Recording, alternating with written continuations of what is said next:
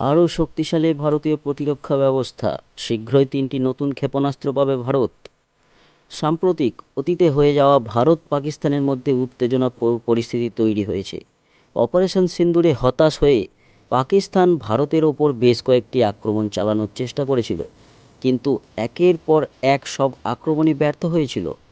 ভারতীয় বায়ুসেনা এর জন্য ভারতীয় বায়ু প্রতিরক্ষাকেই দাবি করেছে, যা পাকিস্তানি ক্ষেপণাস্ত্র, যুদ্ধবিমান এবং ড্রোন দ্বারা ভেদ করা সম্ভব হয়নি। ভারত তার প্রতিরক্ষা ব্যবস্থার সাহায্যে পাকিস্তানের ড্রোন, যুদ্ধবিমান এবং মিসাইল ধ্বংস করেছে।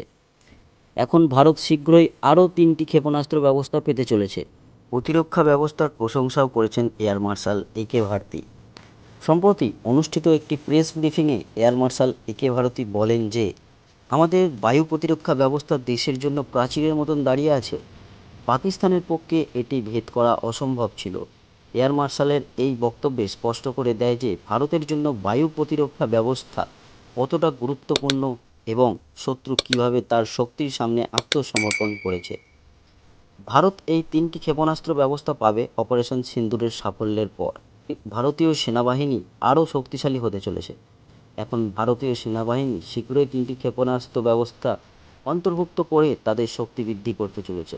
আসুন জেনে নিই কী কী সেই আকাশ এনজি, আকাশ নেক্সট জেনারেশন ক্ষেপণাস্ত্র।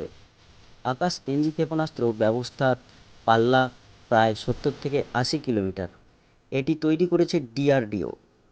এটি যুদ্ধবিমান, ড্রোন এবং ক্রুজ মিসাইল ধ্বংস করতে পারে।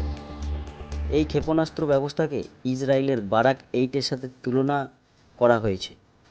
2024 সালে এটি সফলভাবে বেশ কয়েকটি পরীক্ষা সম্পন্ন করে এবং সেই পরীক্ষায় উত্তীর্ণও হয়।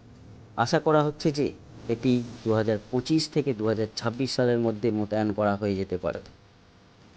দ্বিতীয় ক্ষেপণাস্ত্রটি হলো VLSR-SM, vertically লঞ্চেড short range surface two air missile. VLSR-SM ক্ষেপণাস্ত্রের পাল্লা 20 থেকে 30 কিলোমিটারের মধ্যে। এটি ভারতীয় নৌবাহিনী এবং ডিআরডিও যৌথভাবে তৈরি করেছে। এটি কেবল বায়ুসেনার জন্য নয়, নৌবাহিনীর জন্যও ডিজাইন করা হয়েছে। এই ক্ষেপণাস্ত্র ব্যবস্থাটি 2024 সালে সমুদ্র ও স্থল পরীক্ষা সম্পন্ন করেছিল। এটি নৌবাহিনীর জাহাজেও মোতায়েন করা যেতে পারে। এই ক্ষেপণাস্ত্র প্রতিরক্ষা ব্যবস্থা হেলিকপ্টার এবং ক্রুজ মিসাইল ধ্বংস করার ক্ষমতা রাখে। তৃতীয়টি হচ্ছে QRSAM, quick reaction surface two air missile. QRSAM ক্ষেপণাস্ত্র ব্যবহারের পাল্লা 25 থেকে 30 কিলোমিটার। এটি ডিআরডিও দ্বারা তৈরি করা হয়েছে। এই ক্ষেপণাস্ত্রটি ড্রোন, ক্রুজ মিসাইল এবং যুদ্ধ বিমান মোকাবিলা করার ক্ষমতা রাখে। এর র্যাডার 360 ডিগ্রি পর্যন্ত কভারেজ প্রদান করে।